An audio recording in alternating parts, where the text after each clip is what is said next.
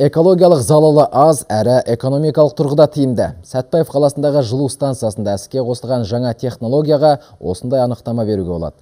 Станцияның қуатын 2 есеге арттырған жобаны отандық ғалымдар ресейлік әріптестермен бірлесіп ойлап тапқан. Құны 1 миллиард теңге болатын жобаның артық тұстарын Ардақ Асылханұлы айтып береді. Сонау 60-шы жылдар салынған Сәтбаев қаласындағы мына көне қазандық көмір мен мазутты мейлінше көп жағатын. Қаланы жылыту үшін жылына 13 мың тонна отын жұмсауға тура келді. Оның үстіне қалыпты температураны ұстап тұру үшін көмір ұнтақталып, мазут тамызық ретінде қолданылды. Енді жаңа технология бойынша мазуттың қажеті жоқ, ал көмірдің кез келген түрін жаға беруге болады. Бұл экономикалық тұрғыдан аса тиімді дейді ғалымдар. Мысалы, жағар алынды еміс мазут қолданады. Оған қосымша көмір қолданады. Тағы да суы бар, басқасы бар.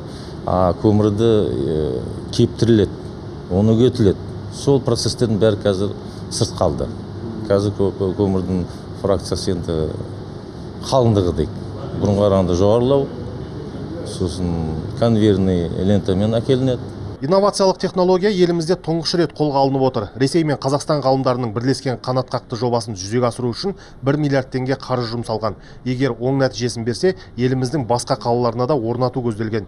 Оның үстіне жаңа технология қоршаған ортаға бөлінетін улы қалдықтарды 40%-ға азайтуға мүмкіндік берді. Увеличена экономичность. Жаңа технологияның көмегімен шығын көлемі 8 есеге азайды. Бұған дейін станцияда 4 қазандық жұмыс істеп келсе, енді қаланы жылыту үшін 2 қазандықта жеткілікті.